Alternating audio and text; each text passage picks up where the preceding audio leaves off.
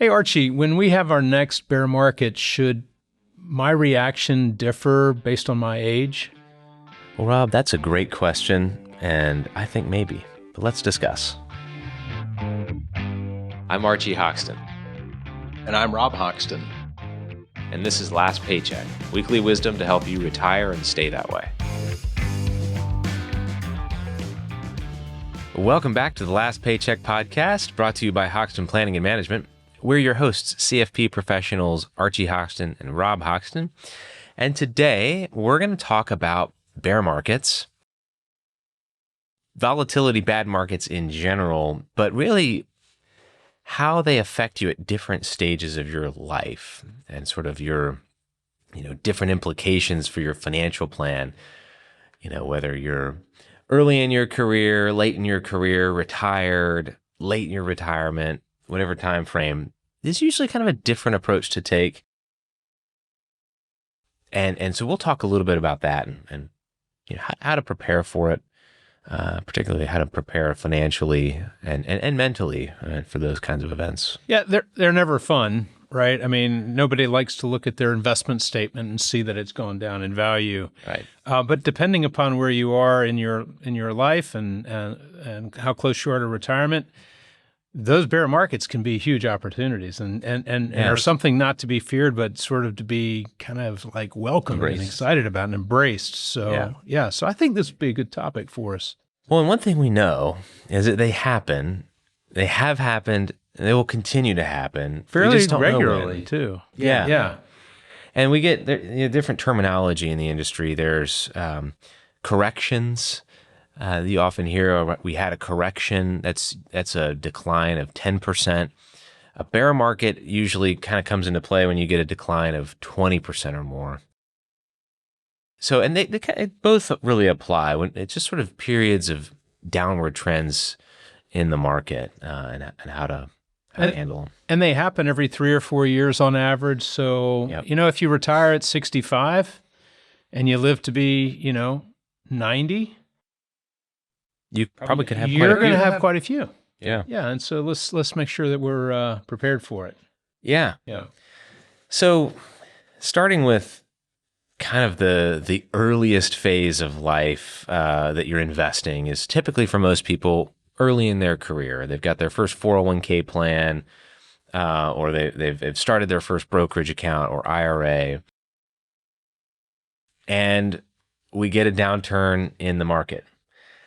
Truthfully, probably a lot of people in their early phase of life don't pay attention, don't even notice it, really. I've seen that before where, it just sort of, you've got things going on, sometimes you're busy, maybe you've got kids, busy phase of life. Sometimes they happen, you don't really even notice them. Mm-hmm. And you just keep putting money in your 401k automatically every 2 weeks, not thinking about it. So that's one sort of response that people have, or lack of response, which is really fine, actually. Yeah, I remember in 1987 there was this massive sell-off, just a few days, and it was really a sort of a watershed event for the U.S. financial markets, global actually. But I just remember I was in college and just sort of tooling along, not really paying any attention. It wasn't until I started working in this field that I started to research big market drops, and I was like, I wonder why I didn't really pay any attention to it. But it's true. You're, early on, you probably aren't paying that much of attention. Now, if you are someone who's paying close attention in your sort of early career and you're focused on building your wealth, when you do see a bear market come along, at that point in your career, and if we're talking about money that you have earmarked for long-term goals like retirement, a bear market really is more of an opportunity than something to be afraid of. You've got more than enough time for the recovery to happen before you need funds. So this is a chance to maybe put some extra cash to work if you have it, or just to keep on keeping on, keep putting money into your 401k, maybe increase your 401k contribution a little bit. If you do that, though, you're probably in the minority. I have to admit, for so many years, we provided retirement plan services to local employers. So we would run 401k plans And I would spend days and days and days meeting with employees to talk to them about their 401k plan. And I just remember so often having a conversation with an employee, often a young employee, and they'd say, well, the stock market's not paying very well right now, which is kind of a funny thing to say to begin with. And because they were seeing the value of their accounts go down, they would tell me that they had stopped making contributions, which is exactly the opposite of what they should have been doing. Right. Right. And so I felt pretty good about the fact that I happened to be sitting in front of them. Their employer thought enough to have an advisor meet with those participants to make sure that they weren't doing the opposite of what they should be. Yeah, I think it's really natural for us as humans to look at our investment accounts, whether 401k, IRA, brokerage, whatever, and kind of view it like we view a bank account. We view it more as these are dollars, and I see more dollars or less dollars, depending on what's happening in the market. More dollars is good, less dollars is bad.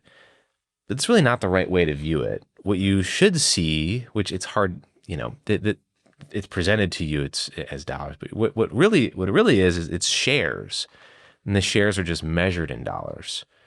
And so, what is the way to look at it is I have the same number of shares. If I were to sell them right now, someone wouldn't pay me as much for them now as maybe they would have 6 months ago. It's definitely not a reason to sell it. Mm-hmm. It's really a reason to buy more, right? You would, if it were your house, if you saw housing prices come down and you were in the market for a house, you wouldn't hold off and wait until housing prices go back up.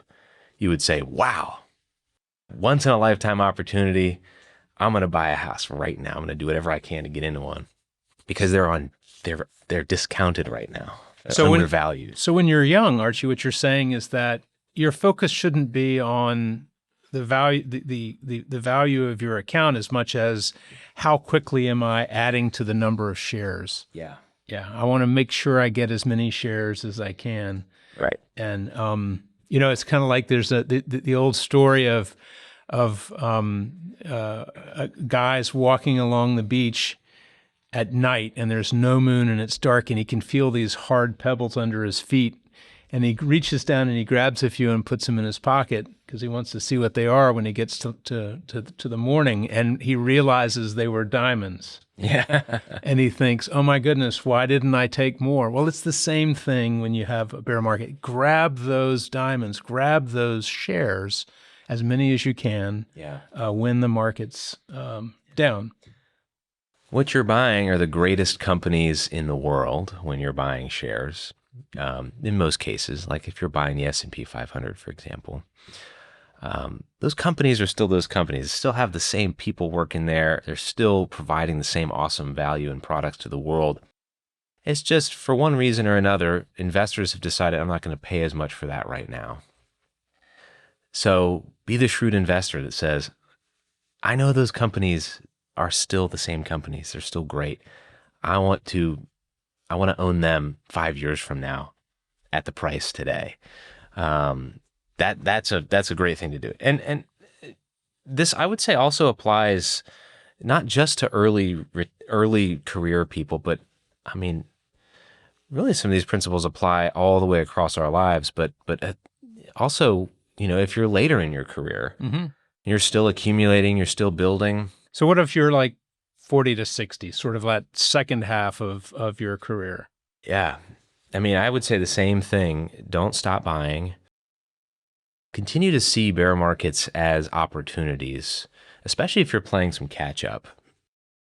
We all know that from time to time, we're going to have a down market, maybe even a bear market. They happen every 3 or 4 years on average.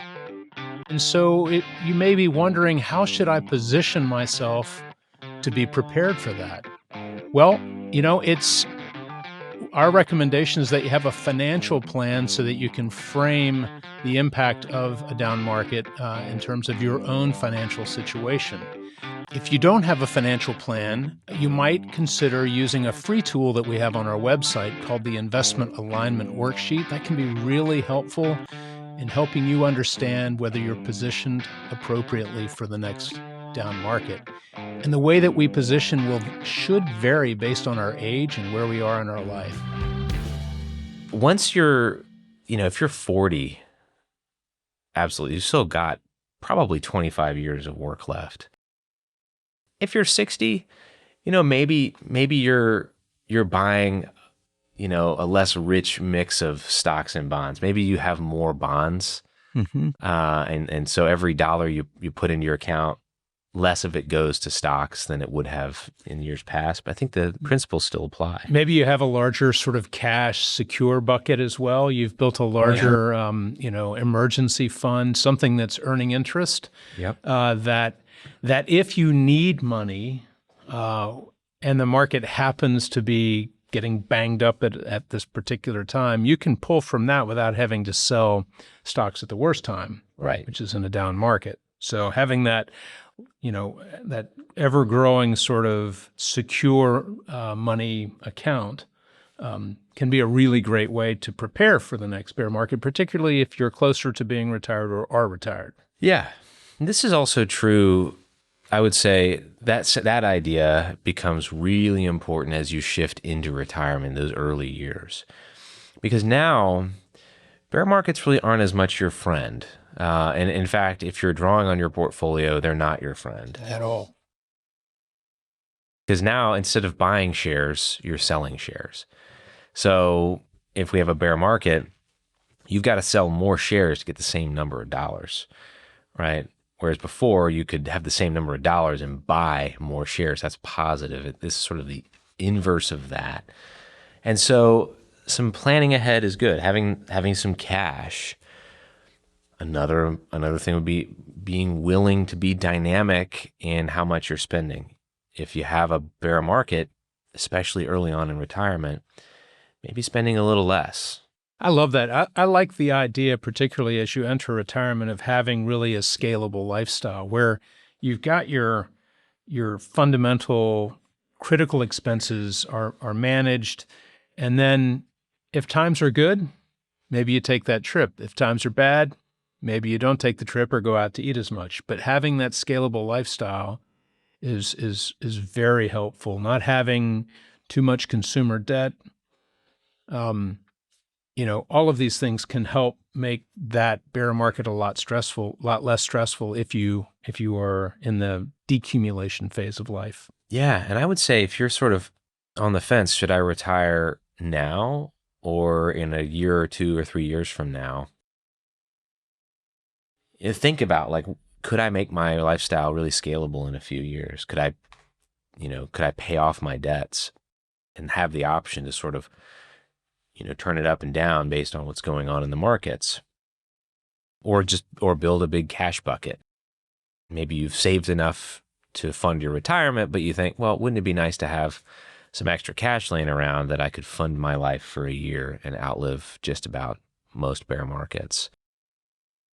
Those are some things that sort of plays into the, when to retire question. Archie, as we get older, conventional wisdom is that we maybe reduce the allocation that we're putting toward appreciating stocks, and then begin to shift more toward fixed income investments like bonds and cash equivalents. It's also important to remember that if you own your house, you have this additional asset class called real estate, right? Now its value tends to change the same way the stock market does, but you don't have a ticker on the front door that says today your house went down by $10,000 or today your house went up by $10,000 like the stock market does. But it is going up and down. And with tools like Zillow, we know that all the more, right? You look at your Zillow from one day to the next and your house values all over the place. Yeah.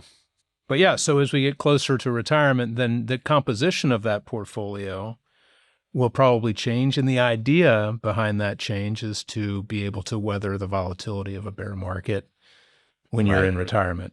Right.